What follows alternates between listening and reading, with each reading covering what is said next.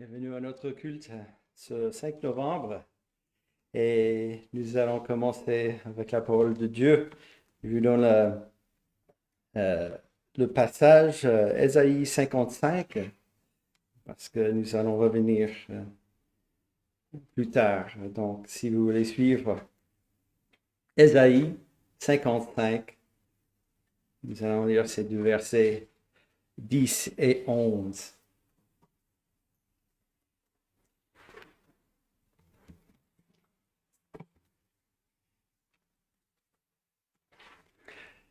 Et voici la parole de Dieu qui dit, comme la pluie et la neige descendent des cieux et n'y retournent pas sans avoir arrosé, fécondé la terre et fait germer les plantes, sans avoir donné de la semence au semeur et du pain à celui qui mange.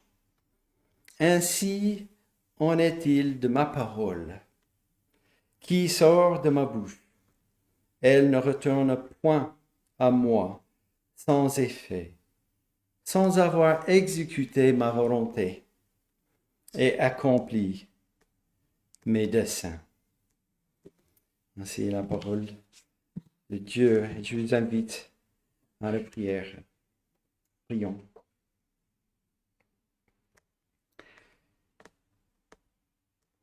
Notre Père Céleste, te louons pour cette occasion d'être ensemble.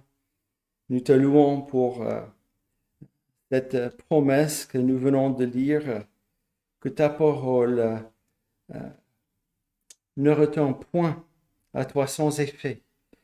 Et toi, tu es ce Dieu qui règne sur toutes choses, ce Dieu qui contrôle toutes choses, celui qui a créé toutes choses et qui déroule toutes choses selon ton dessein éternel.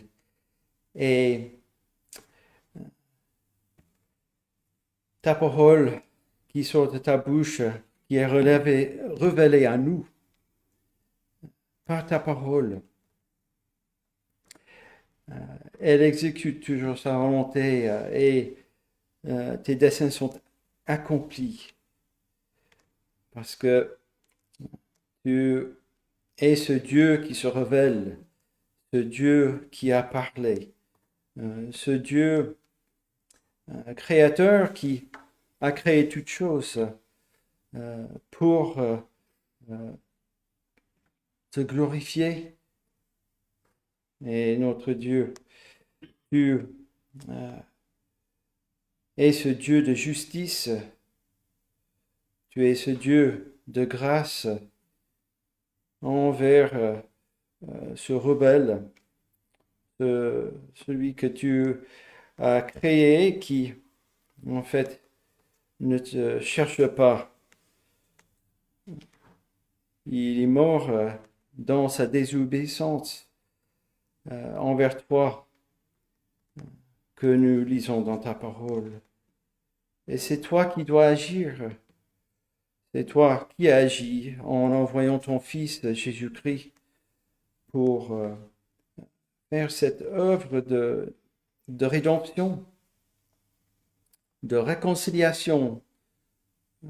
Celui qui, ton créature qui est coupé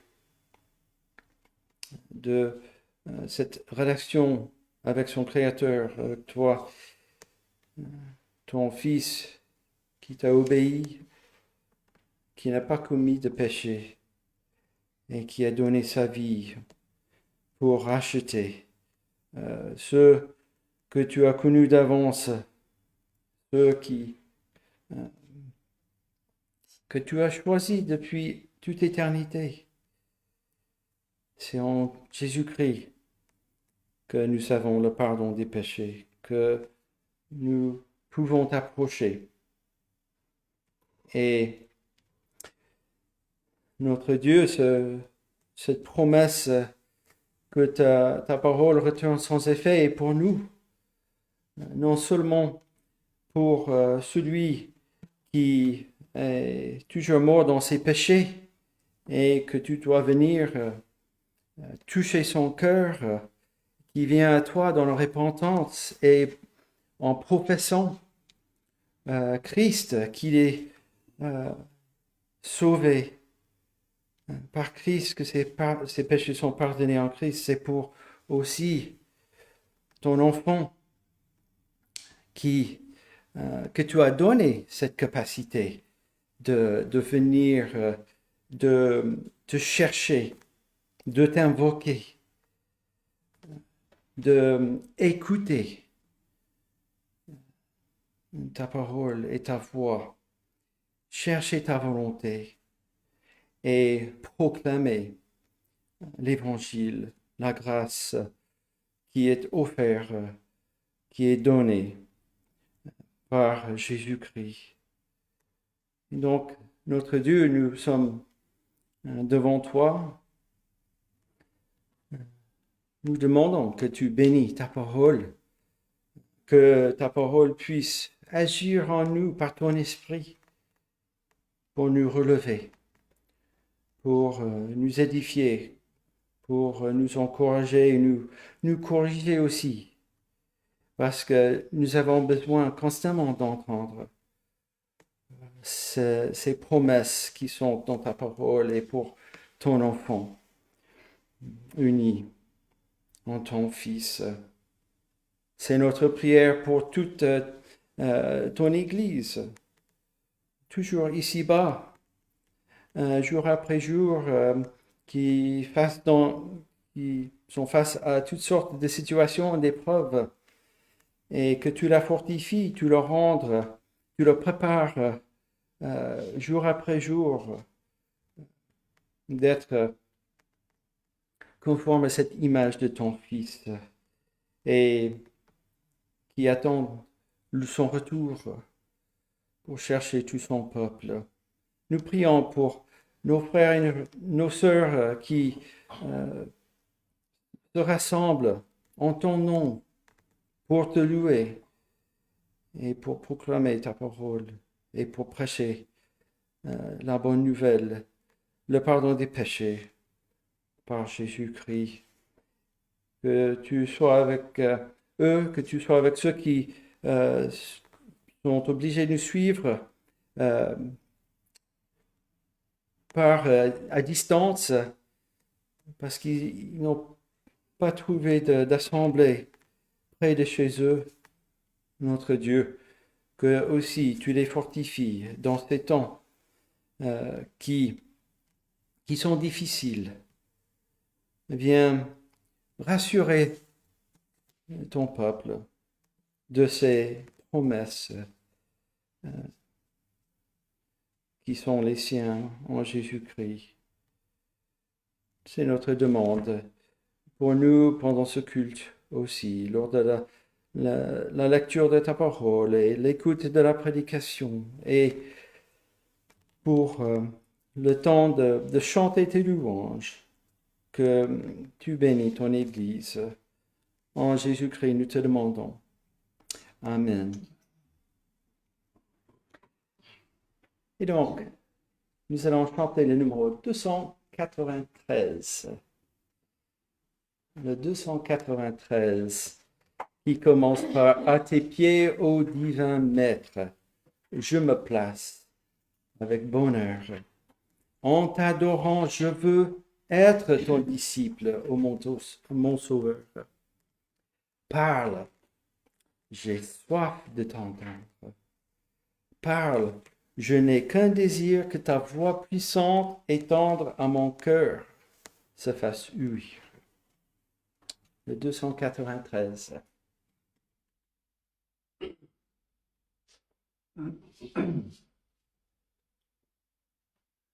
À tes pieds, ô divin Maître, je me place avec bonheur. En t'adorant, je veux être ton disciple, ô mon Sauveur.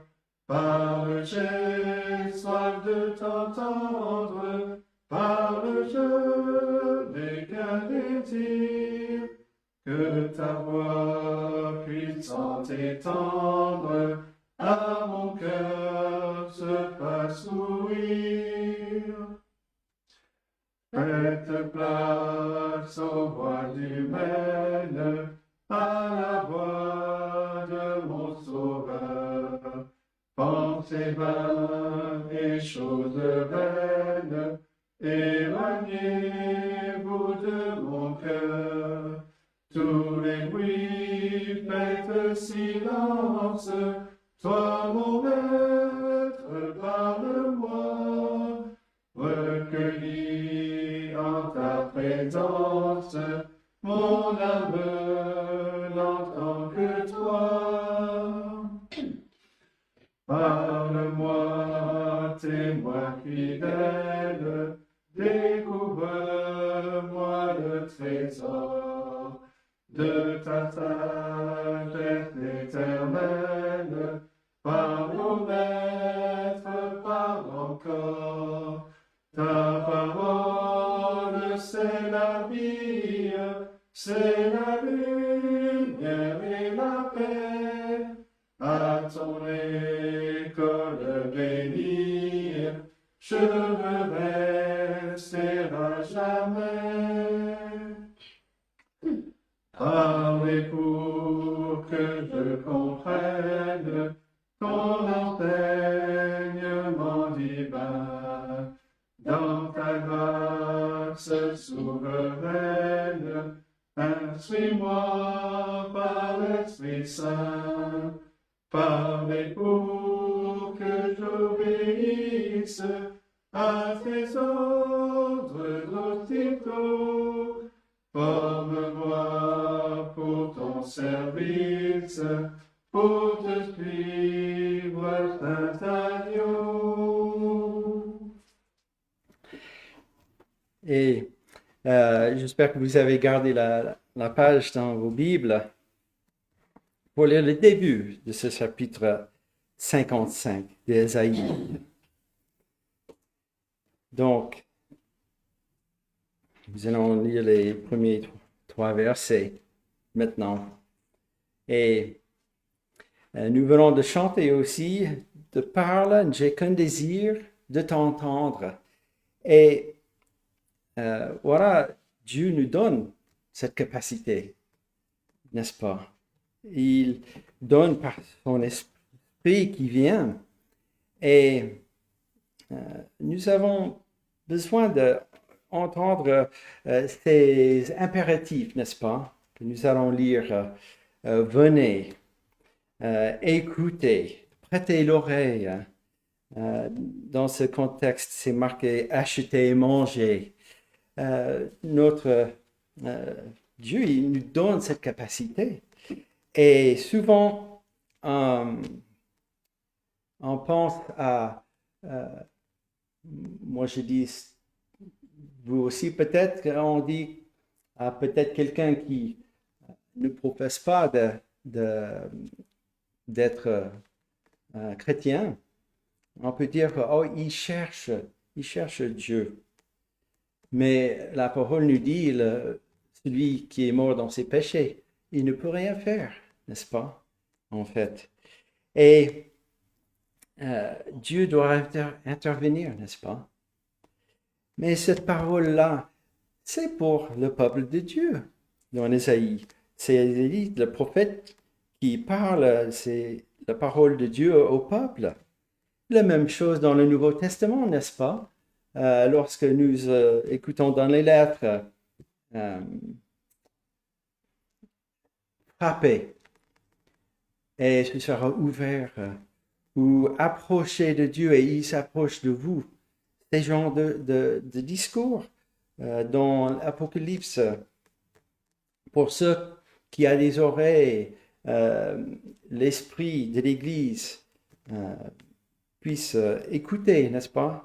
Et voilà, ces paroles sont pour nous, ceux qui doivent nous encourager, parce que, en fait, nous cherchons Dieu, ça commence à la profession, n'est-ce pas? Ça commence à cette vie bouleversée, n'est-ce pas? D'invoquer, de chercher. Alors, lisons ces premiers versets. Vous tous qui avez soif, venez aux eaux. Même celui qui n'a pas d'argent, venez, achetez et mangez. Venez acheter du vin et du lait, sans argent, sans rien payer. Pourquoi posez-vous de l'argent pour ce qui ne nourrit pas? Pourquoi travaillez-vous pour ce qui ne rassasie pas? Écoutez-moi donc, et vous mangerez ce qui est bon, et votre âme se délectera de mets succulents. Prêtez l'oreille, et venez à moi, écoutez, et votre âme vivra. Je traiterai avec vous une alliance éternelle pour rendre durable mes faveurs envers David. Et nous arrêtons là. Ce dernier verset, si vous l'avez dans vos Bibles, une référence dans les Actes, chapitre 13. Et l'apôtre Paul a repris ce verset dans sa prédication à l'église d'Antioche en Pisidie, où ils disent que voilà, Christ est ressuscité et donc nos péchés sont pardonnés. Et Christ est ressuscité par sa mort et il est ressuscité, et voilà, il assure cette pardon. Et cette promesse qui est faite à David, cette promesse éternelle passera à travers lui. Voilà, c'est Christ qui assure celui-là. Par Christ, pour sa mort, sa résurrection, le pardon des péchés, et vous êtes annoncé que quiconque croit en lui est justifié en lui. Voilà, je vous invite à chanter maintenant le numéro 168.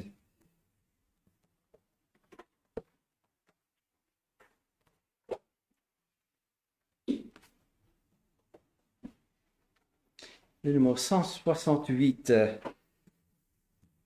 Comme il est nécessaire de prêcher l'évangile et de le prêcher à soi-même, n'est-ce pas?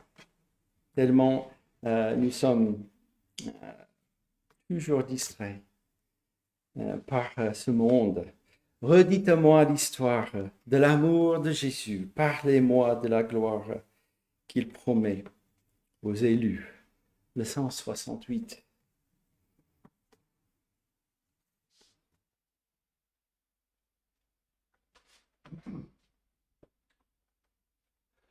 Redites-moi l'histoire de l'amour de Jésus. Parlez-moi de la gloire qu'il promet aux élus. J'ai besoin qu'on m'instruise, car je suis ignorant. Qu'un Christ me conduise comme un petit enfant. Redites-moi l'histoire, redites-moi l'histoire, redites-moi l'histoire de l'amour de Jésus. Redites-moi l'histoire de la crèche à la croix. Éveillez ma mémoire, oublieuse parfois. Cette histoire est si belle, dites-la simplement. Elle est toujours nouvelle, répétez-la souvent. Redites-moi l'histoire, redites-moi l'histoire, redites-moi l'histoire de la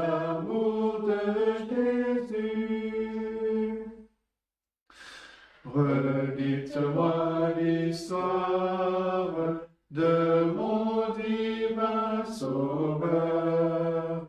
C'est lui dont la victoire a franchi le pécheur. Ce glorieux message, ô redite de moi, lorsque je perds courage, lorsque frémit ma foi. Redites-moi l'histoire, redites-moi l'histoire, redites-moi l'histoire de l'amour de Jésus.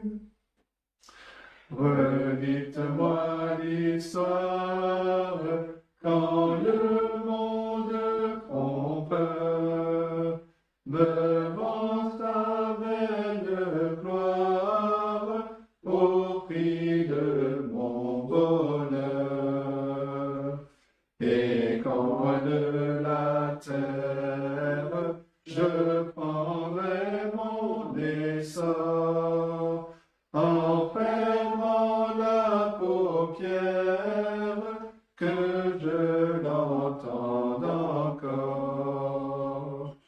Redites-moi l'histoire, redites-moi l'histoire, redites-moi l'histoire de l'amour de Jésus.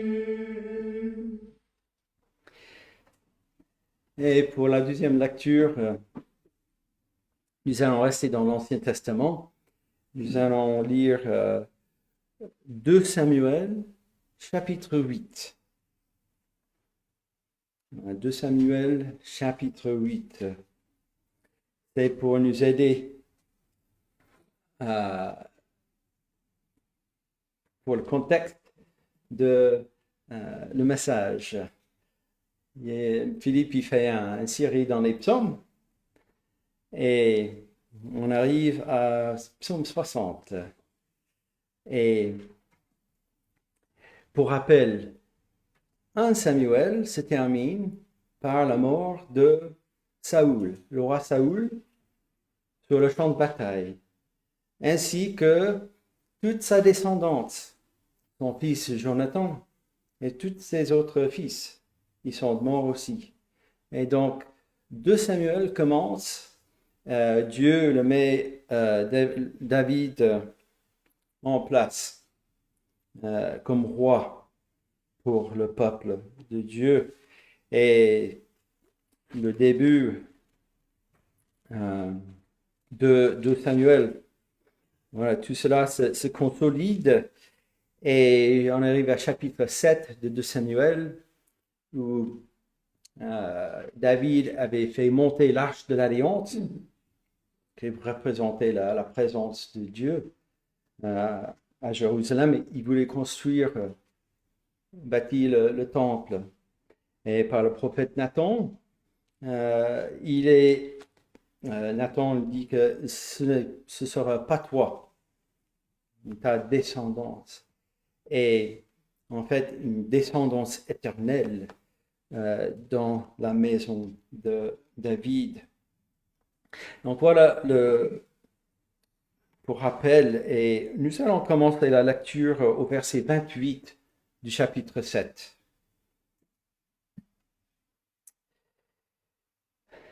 C'est David qui parle.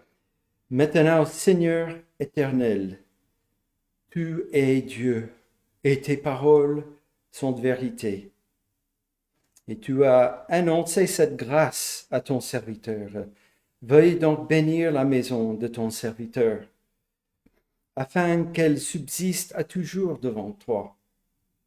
Car c'est toi, Seigneur éternel, qui as parlé, et par ta bénédiction, la maison de ton serviteur sera bénie éternellement. Chapitre 8, verset 1. Après cela, David bâtit les Philistins et les humilia, et il enleva de la main des Philistins les reines de leur capitale. Il battit les Moabites, et il les mesura avec un cordeau, en les faisant coucher par terre. Il en mesura 2 cordeaux pour les livrer à la mort, et un plein cordeau pour leur laisser la vie. Et les Moabites furent assujettis à David, et lui payèrent un tribut. David bâtit Hadadézer, fils de Rehob, roi de Tsoba, lorsqu'il alla rétablir sa domination sur le fleuve de l'Euphrate. David lui prit 1700 cavaliers et 20 000 hommes de pied. Il coupa les jarrets à tous les chevaux de trait et ne conserva que 100 attelages. Les Syriens de Damas vinrent au secours de Hadadézer, roi de Tsoba, et David bâtit 22 000 Syriens. David mit des garnisons dans la Syrie de Damas, et les Syriens furent assujettis à David et lui payèrent un tribut. L'Éternel protégeait David partout où il allait. Et David prit les boucliers d'or qu'avaient les serviteurs de Hadadézer et les apporta à Jérusalem. Le roi David prit encore une grande quantité d'airain à Bethash et à Bérotaï, ville de Hadadézer. Toi, roi de Hamath, apprit que David avait battu toute l'armée de Hadadézer, et il envoya Joram, son fils, vers le roi David pour le saluer et pour le féliciter d'avoir attaqué Hadadézer et de l'avoir battu. Car Toi était en guerre avec Hadadézer. Joram apporta des vases d'argent, des vases d'or et des vases d'airain. Le roi David les consacra à l'Éternel, comme il avait déjà consacré l'argent et l'or pris sur toutes les nations qu'il avait vaincues, sur la Syrie, sur Moab, sur les fils d'Ammon, sur les Philistins, sur Amalek et sur le butin de Hadadézer, fils de Rehob, roi de Tsoba. Au retour de sa victoire sur les Syriens, David se fit encore un nom, en battant dans la vallée du Sel 18 000 Édomites. Il mit des garnisons dans Édom. Il mit des garnisons dans tout Édom. Et tout Édom fut assujetti à David. L'Éternel protégeait David partout où il allait. Et jusque-là, la lecture qui devrait nous aider un peu avec tous ces noms que nous venons de lire. Alors avant le message, je vous invite à chanter un dernier cantique, le 177.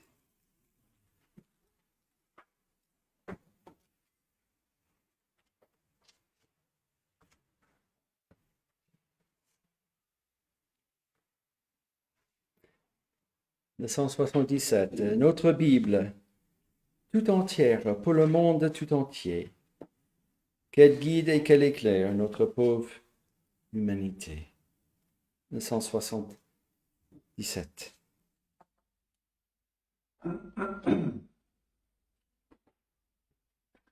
Notre Bible tout entière, pour le monde tout entier, quel guide et quel éclair, notre pauvre humanité. Quel guide et quel éclair, notre pauvre humanité. car la Bible est la lumière sur le plus obscur sentier. Christ est la pierre angulaire, tout sur lui doit s'édifier. Christ est la pierre angulaire, tout sur lui doit s'édifier. Notre monde de misère cherche à quel cherche se confier, et notre cœur désespère sans le Sauveur crucifié. Et notre cœur désespère sans le Sauveur crucifié. Proclamez donc ce mystère qu'il faut partout publier, que par Jésus notre frère, nous sommes réconciliés. Que par Jésus notre frère, nous sommes réconciliés.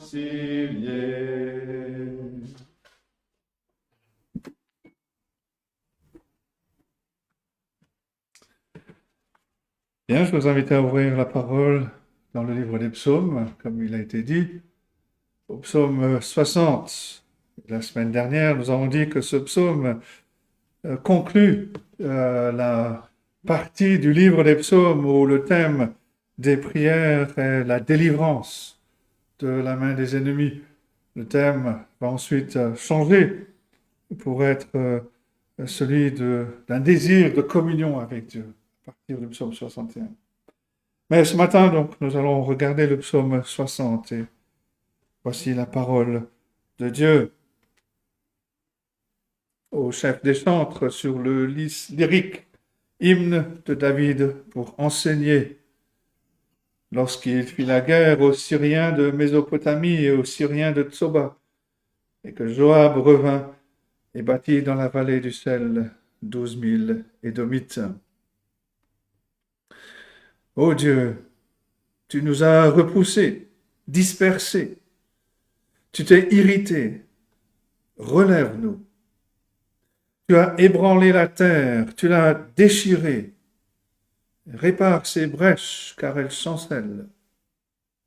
Tu as fait voir à ton peuple des choses dures, tu nous as abreuvés d'un vin d'étourdissement. Tu as donné à ceux qui te craignent une bannière pour qu'elle s'élève à cause de la vérité. Afin que tes bien-aimés soient délivrés, sauve par ta droite et exauce-nous. Dieu a dit dans sa sainteté, je triompherai, je partagerai Sichem, je mesurerai la vallée de Sukkot. À moi Galaad, à moi Manassé. Éphraïm est le rempart de ma tête et Juda mon sceptre. Moab est le bassin où je me lave. Je jette mon soulier sur Édom. Pays des Philistins pousse à mon sujet des cris de joie. Qui me mènera dans la ville forte? Qui me conduira à Édom?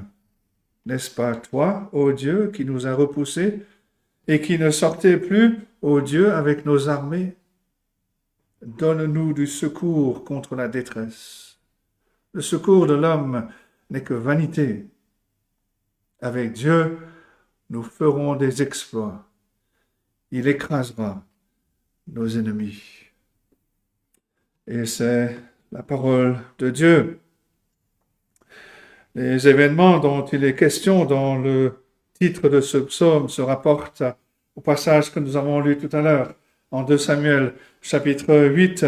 Et en lisant ce passage de 2 Samuel, je ne sais pas si vous avez eu cette impression, mais on a l'impression que David a avancé d'une victoire à une autre sans véritable difficulté.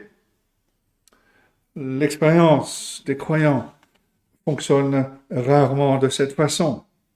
Et le psaume 60 indique que David a aussi connu des revers marquants. Et de plus, David a compris que ces problèmes étaient causés par l'irritation, le mécontentement de Dieu. Dans le titre, il est dit que ce psaume est un miktam, un hymne, traduit, c'est la traduction qui a été donnée à ce terme, un miktam pour enseigner.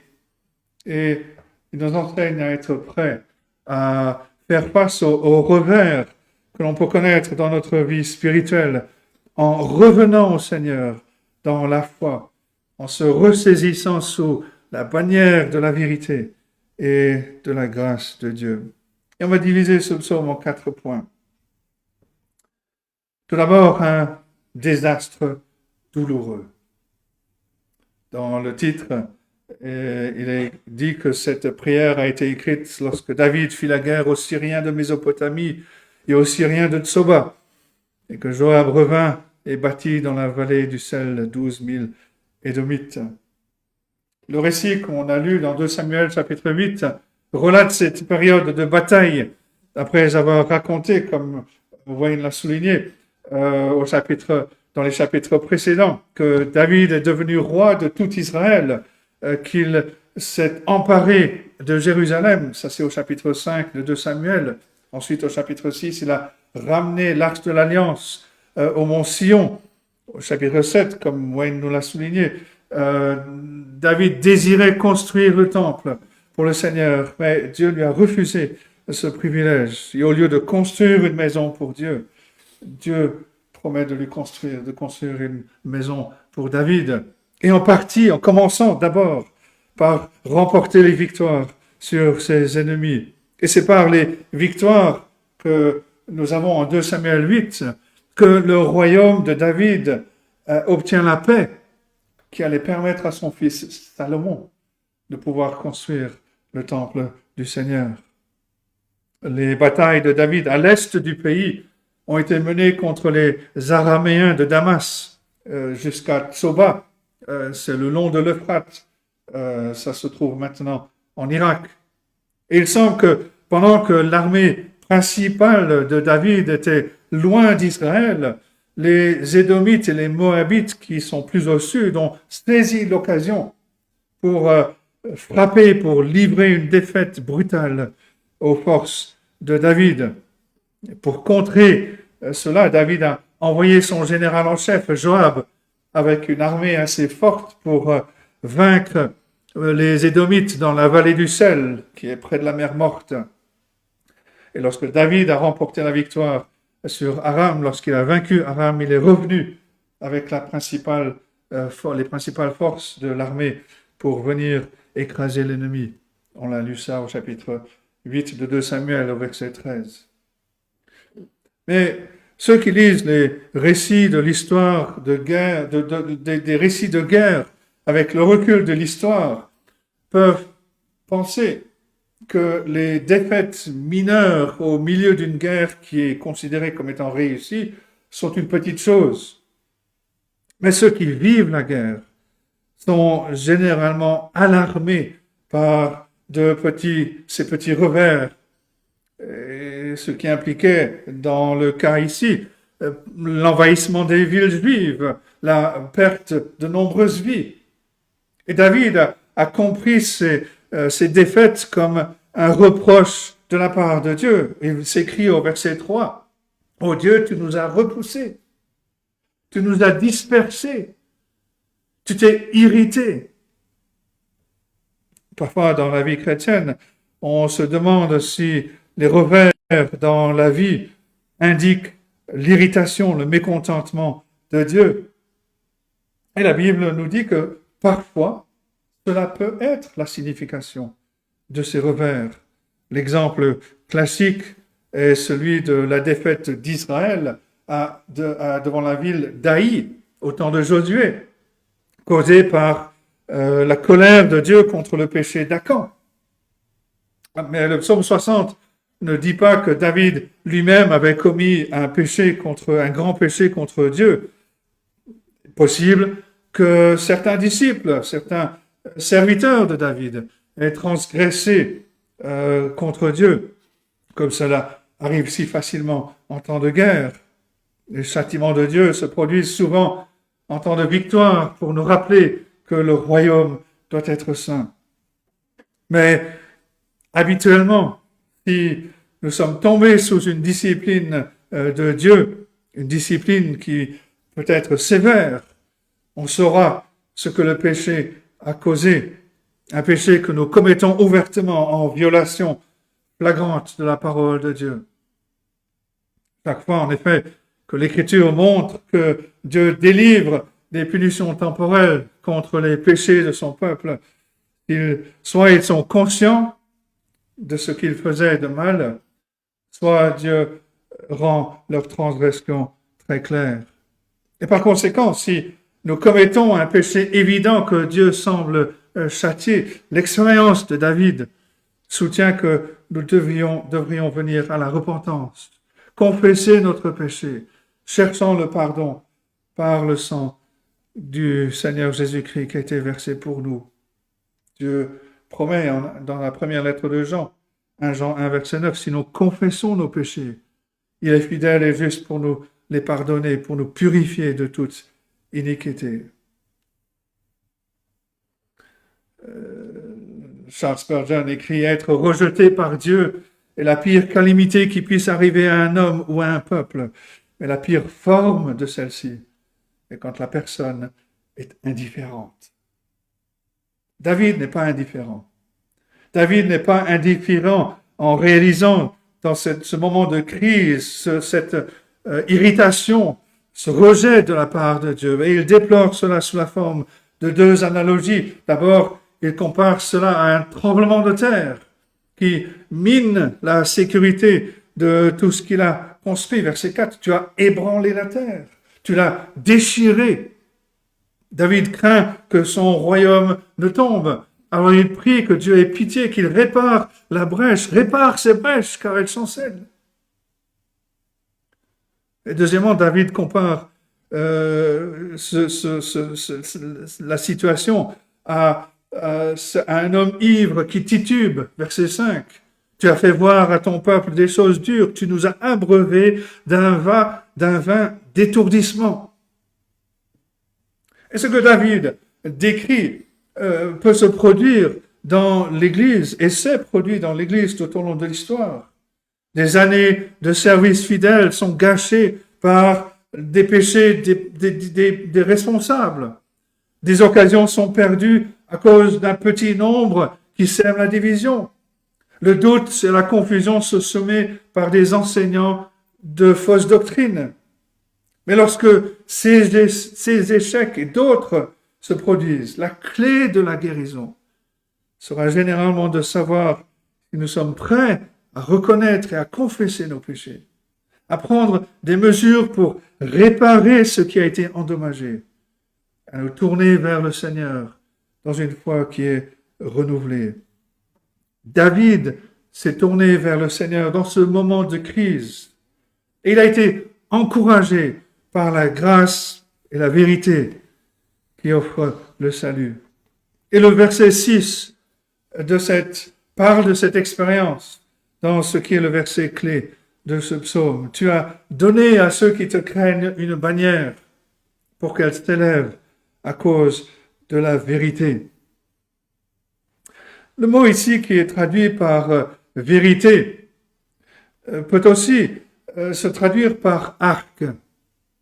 Et compte tenu du contexte de la défaite et suivant les traductions anciennes comme la traduction de la Septante, la traduction grecque, il est préférable de traduire ce verset en disant que la bannière de Dieu est érigée comme un point de ralliement pour ceux qui sont repoussés par les flèches ennemies, pour ceux qui sont chassés par les arcs. Tu as agité une bannière, nous dit une traduction, tu as agité une bannière pour signifier à ceux qui te craignent de fuir devant les archers. Et de plus, la présence d'une pause, dans certaines versions, il y a le terme Sélah, qui est traduit ici littéralement par pause, suggère justement une pause, de sorte que Dieu lève sa bannière pour rallier, pour ramener ceux qui ont connu une défaite. Dans une calamité ultérieure, le prophète Jérémie parle dans les termes similaires. Jérémie 4, verset 6, « Élevez une bannière vers Sion, fuyez, ne vous arrêtez pas. » Comme est censé faire le drapeau national, la bannière de la vérité de Dieu vient ériger une forteresse pour ceux qui sont assaillis par le monde et par l'incrédulité. Mais au moyen de cette bannière, on apprend que même dans les moments où Dieu semble rejeter son peuple et donner de la force à ses ennemis, il fournit toujours un refuge pour ceux qui sont fidèles. David affirme qu'il en reste beaucoup qui te craignent, qui peuvent ainsi fuir les armées ennemies pour se rallier sous la bannière de Dieu. Un commentateur dit que cette bannière est l'Évangile. Il dit que des croyants, leurs actions montreront qu'ils te craignent. Et il pourvoira à leurs besoins et les défendra. Un désastre douloureux. Deuxième point, l'appel et la réponse. Une citation militaire à laquelle on peut comparer le sort de David dans ce psaume 60 et celle des Alliés pendant la Deuxième Guerre mondiale, quand les Allemands ont lancé cette offensive de la bataille des Ardennes. L'assaut a été choquant. Il a ouvert d'énormes failles dans les lignes alliées. Il a semé la confusion parmi les commandants. Le succès allemand a fait croire aux Alliés que la guerre pouvait être perdue. À un moment crucial de cette campagne, le général Patton a convoqué son aumônier pour qu'il publie une prière spéciale pour que le temps soit dégagé, ce qui permettrait aux forces aériennes alliées de couvrir les attaques sur le terrain. Et effectivement, il y a eu un changement de temps, ce qui suggère que Dieu a entendu les prières, de sorte que les bombardiers alliés ont pu soutenir les chars américains dans une contre-attaque victorieuse. Dans son inquiétude, David a également fait appel au Seigneur en raisonnant que si la colère de Dieu avait causé le désastre, alors seule la miséricorde de Dieu pourrait le réparer. Il a donc appelé Dieu en disant que tes bien-aimés soient délivrés, sauve par ta droite, exauce-nous. La prière de David montre que les moments où nous sommes au plus bas sont souvent les moments les plus précieux, parce que nous sommes poussés à appeler Dieu dans la prière. David savait que même si Dieu semblait avoir rejeté les Israélites, il restait ses bien-aimés. Et il possédait ainsi le privilège de faire appel à Dieu pour la délivrance. David a agi avec le même espoir qui serait exprimé par de nombreux prophètes bien plus tard. Zacharie 1, verset 3, par exemple, Dieu s'adresse à son peuple. « Revenez à moi, dit l'Éternel des armées, et je reviendrai à vous. » Jérémie 29, verset 12, « Vous me prierez et je vous exaucerai. » Et dans le psaume 86, verset 7, David lui-même déclare, « Je t'invoque au jour de ma détresse, car tu m'exauces. »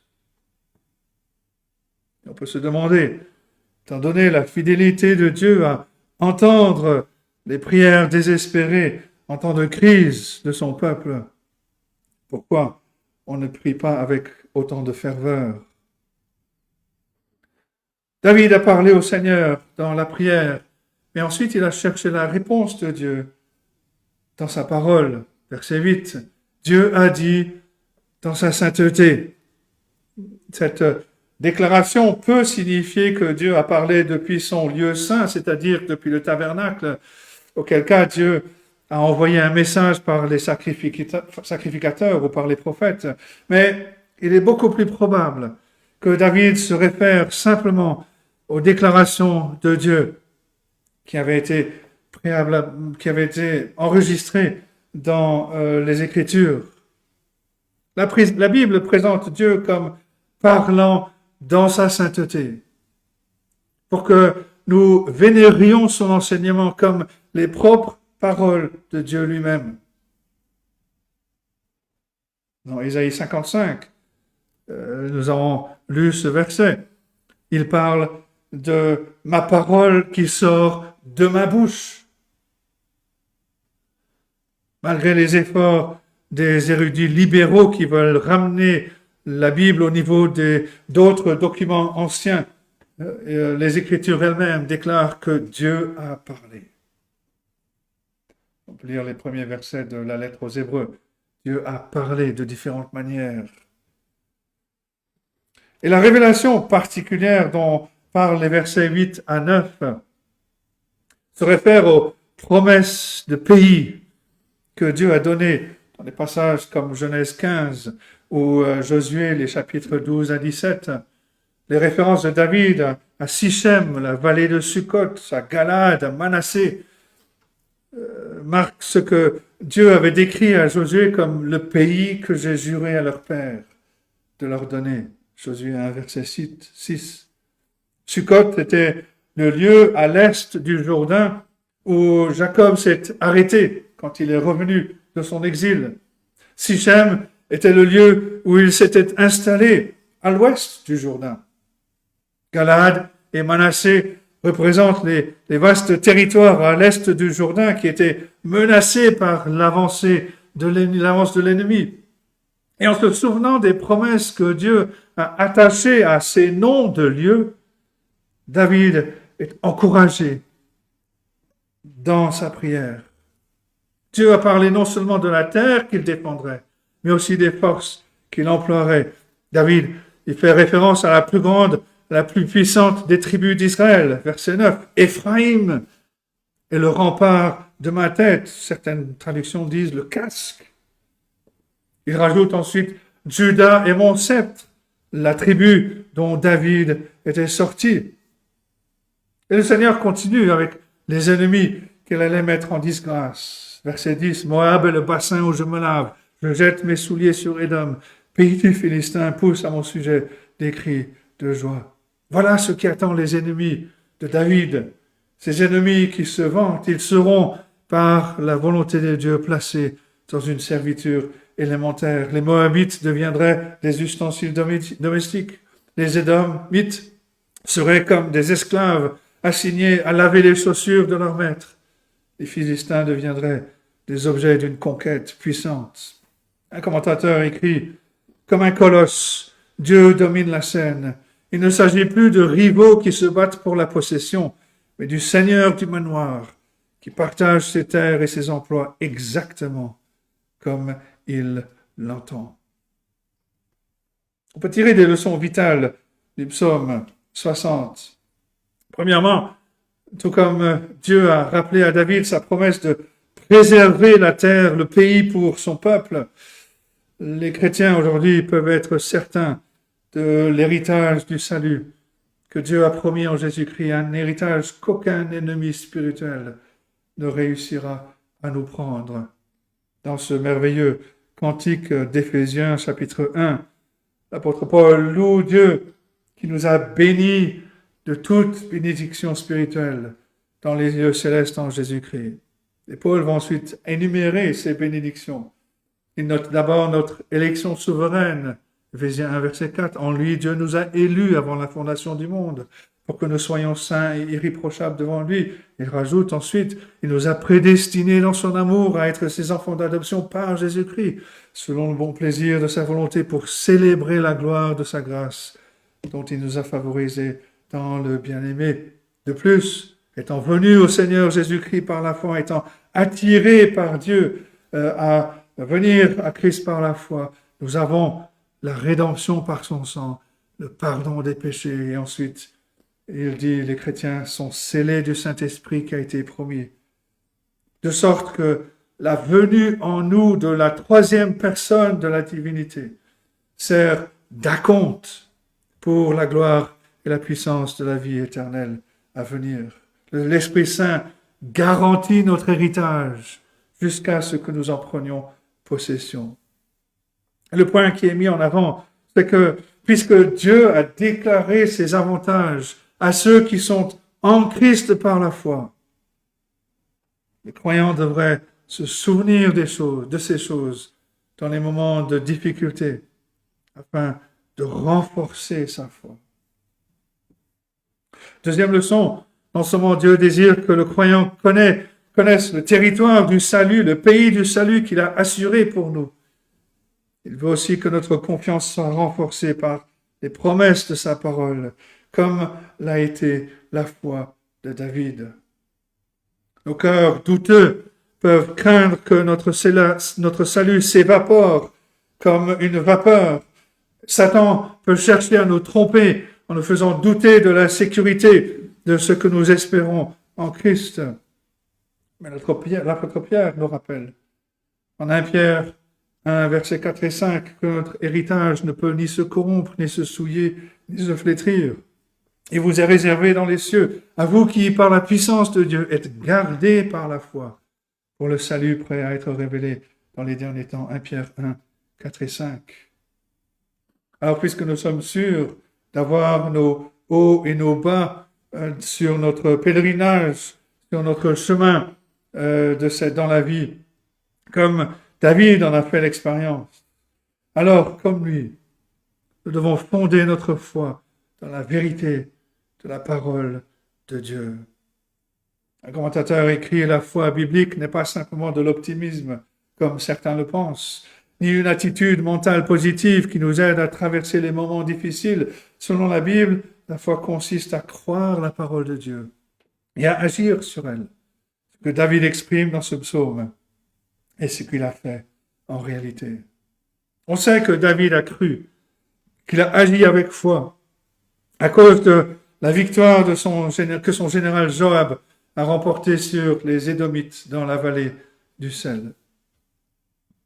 Et comme David, les croyants de toutes sortes, de toutes générations, triompheront du mal, triompheront du péché, triompheront de la mort, à cause du Seigneur Jésus-Christ. Et parce qu'ils font confiance, ils se reposent sur ce que Dieu déclare dans sa parole. Est-ce qu'on veut devenir fort dans la foi? Est-ce qu'on désire être plus ferme dans les épreuves? Est-ce qu'on veut posséder une antidote contre la paralysie que provoque l'anxiété, la peur? Comme le dit Jean Calvin, la parole de Dieu pour David était le principal motif de sa confiance. Si on s'engage à étudier la parole de Dieu, à s'exercer, à croire en ses promesses, on éprouvera une force, une paix croissante au milieu des difficultés de ce monde. Et un troisième point. Après le désastre douloureux, l'appel et la réponse, troisième point, avec Dieu, nous le ferons. Et les derniers versets de ce psaume 60 enseignent une leçon à partir de laquelle on peut faire 3 applications précieuses. Et la leçon est que seul Dieu peut accorder la victoire à son peuple.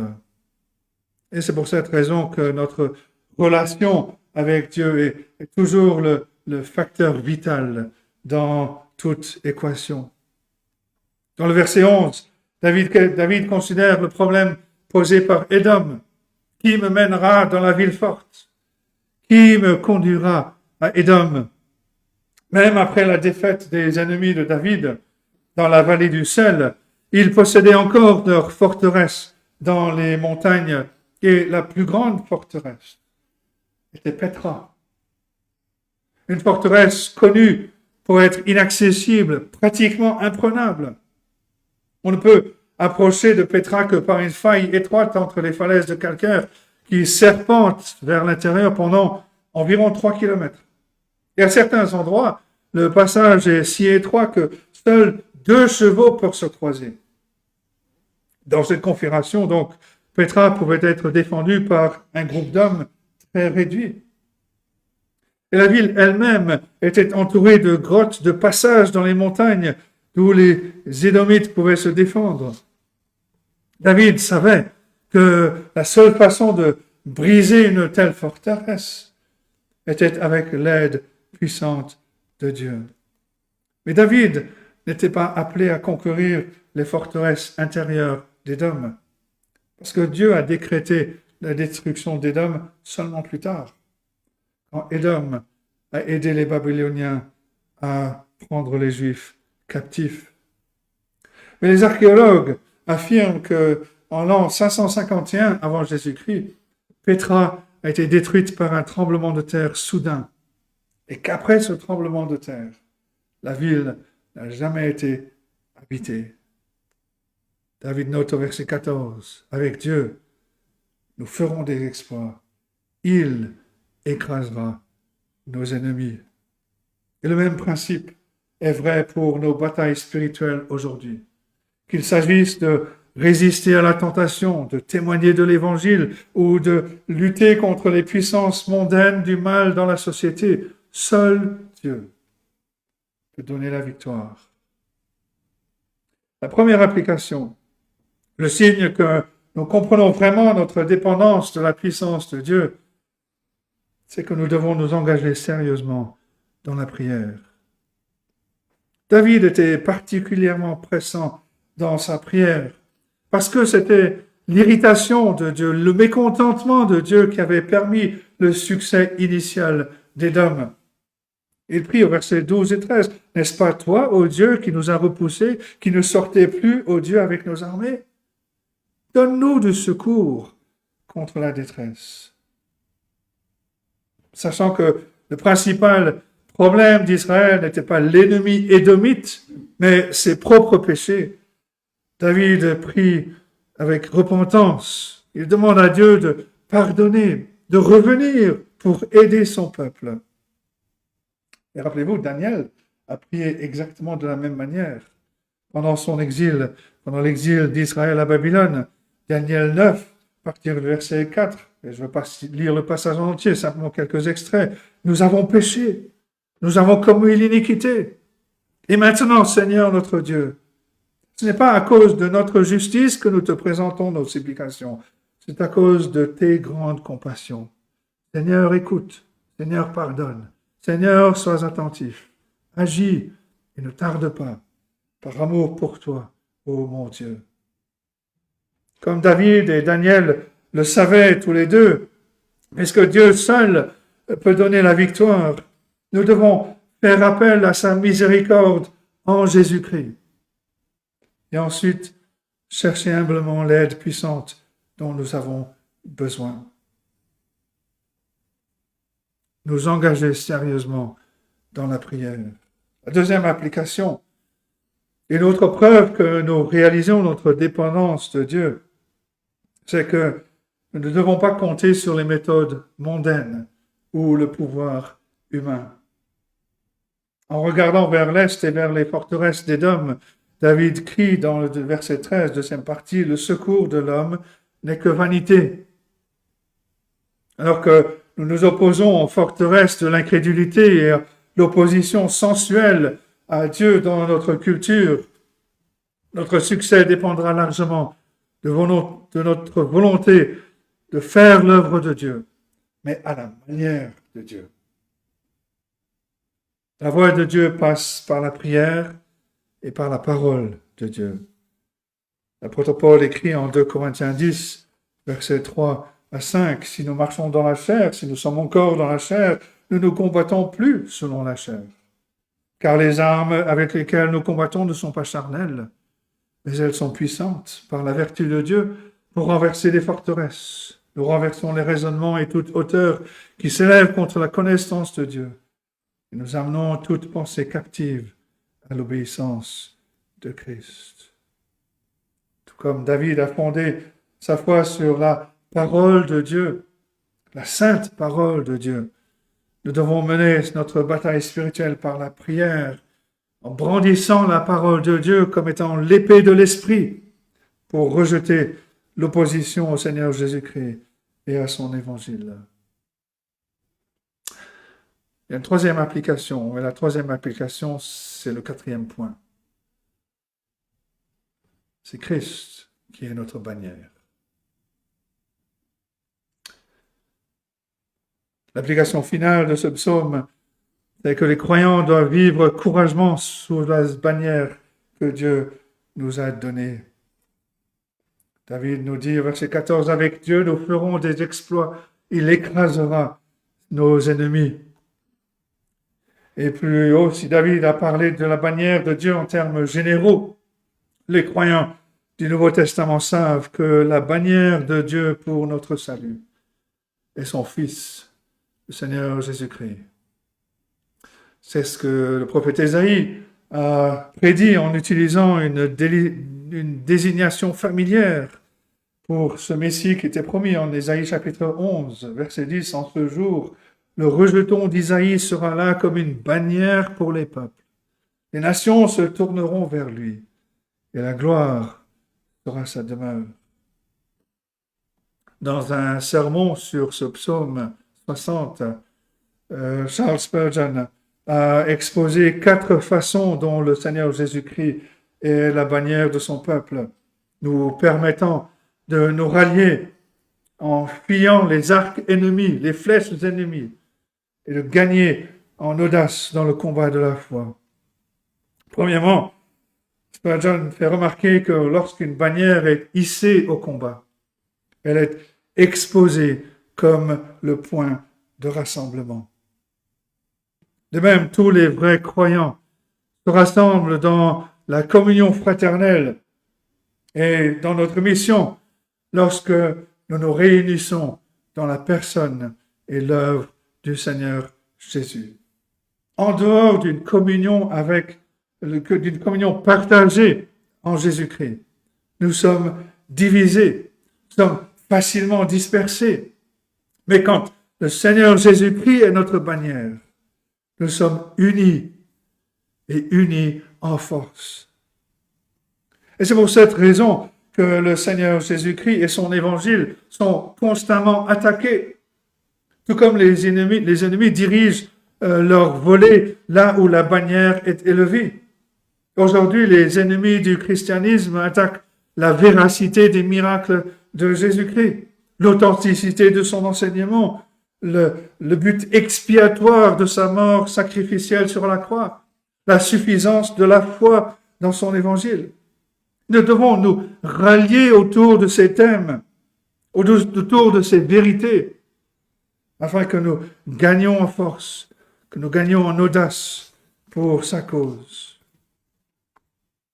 Le deuxième point, la bannière de Jésus-Christ est le symbole de la défiance de son Église. Et Spurgeon dit, dès que la bannière est levée, elle est, pour ainsi dire, déployée contre l'ennemi. Elle semble lui dire, fais de ton mieux, allez, nous n'avons pas peur de toi, nous te défions. Alors, quand le Seigneur Jésus-Christ est prêché, il y a un défi lancé aux ennemis du Seigneur. Et en nous rapprochant de la bannière, en nous rapprochant du Seigneur Jésus-Christ, nous nous souvenons qu'il a dit qu'il construirait son Église, qu'il bâtirait son Église, que les portes du séjour des morts ne prévaudront point contre elle. Troisièmement, Spurgeon décrit le Seigneur Jésus-Christ en tant que notre bannière comme l'emblème de la victoire pour son peuple.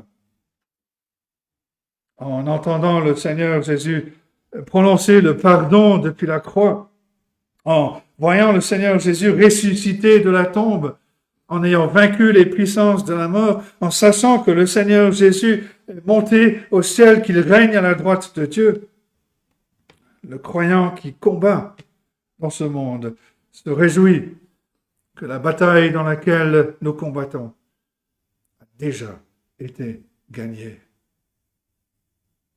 Le Seigneur Jésus dit en Jean 16, verset 33, « Vous aurez des tribulations dans le monde, mais prenez courage, j'ai vaincu le monde. » et avec le Seigneur Jésus-Christ qui est assis et qui règne. L'apôtre Paul nous rappelle que rien, rien dans toute la création ne pourra nous séparer de l'amour de Dieu manifesté en Jésus-Christ, notre Seigneur. Romains 8, versets 38 et 39. Et quatrièmement, le Seigneur Jésus-Christ comme bannière est, nous dit Charles Spurgeon, toujours une source de consolation pour ceux qui sont blessés. Quand les flèches ont percé notre armure ou que la force de nos bras est épuisée, le chrétien voit la bannière du Seigneur Jésus-Christ être toujours agitée et il se réjouit parce qu'il sait que le Seigneur Jésus-Christ, par sa parole, viendra consoler nos cœurs attristés et fatigués.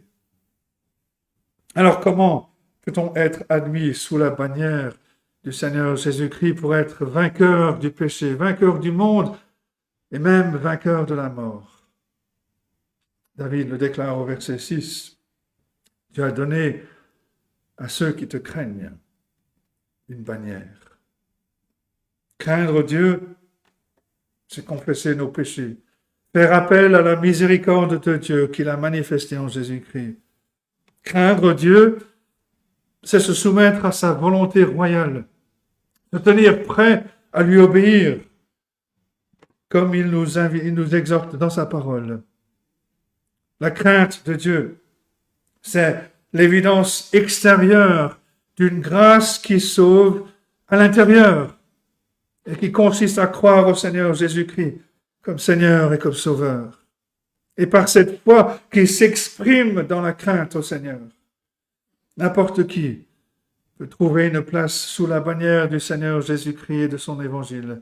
Une bannière qui est toujours agitée par le vent puissant du Saint-Esprit, qui est souverain.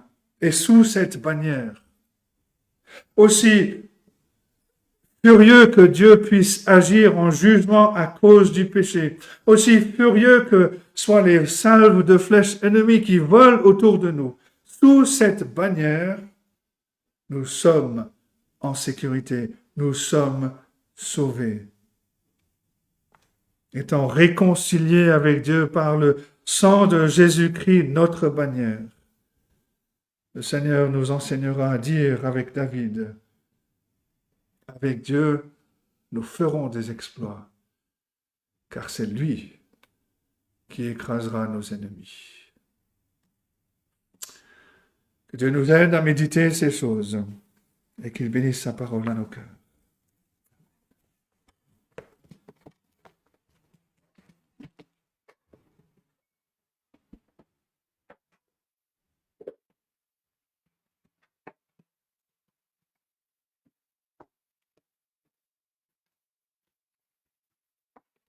Est-ce que la parole de Dieu est riche?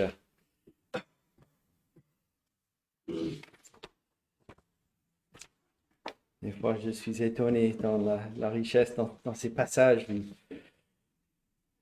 Lorsque je les lis par moi-même, comment on peut être instruit, enseigné par ces passages. Et c'est merveilleux.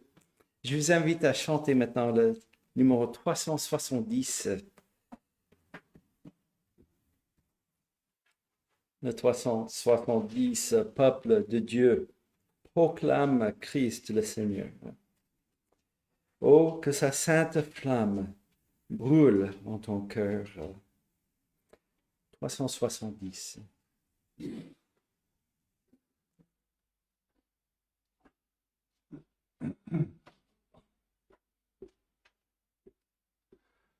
Peuple de Dieu, proclame Christ le Seigneur. Oh, que ta sainte flamme brûle en ton cœur. Chante ses grands exploits et porte au loin tes voix. Dis qu'il est notre roi, qu'il est vainqueur. L'œuvre est prête. est sainte et belle, il faut agir. Dieu sans relâche appelle qui veut s'offrir. Coupe du roi parler, prête à tout quitter, à vaillamment lutter, Christ va venir. Faites partout silence, peuple nombreux. Notre Seigneur s'avance du haut des cieux. Il est celui qui vient, le sceptre d'or il tient. Il va régner enfin, roi glorieux.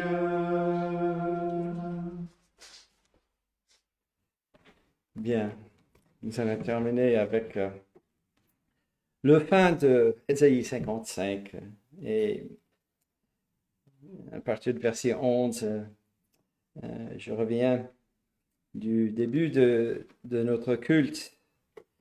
La parole qui dit ainsi, en est-il de ma parole qui sort de ma bouche et ne retombe point à moi sans effet, sans avoir exécuté ma volonté et accompli mes desseins. Oui, vous sortirez avec joie et vous serez conduits en paix. Les montagnes et les collines éclateront d'allégresse devant vous. Et tous les arbres de la campagne battront des mains. Au lieu de l'épine, s'élèvera le cyprès. Au lieu de la ronce, croîtra le myrte. Et ce sera pour l'Éternel une gloire, un monument perpétuel, impérissable. Ainsi se termine notre culte. Bon dimanche et bonne semaine à tous. C'est la bannière de Christ.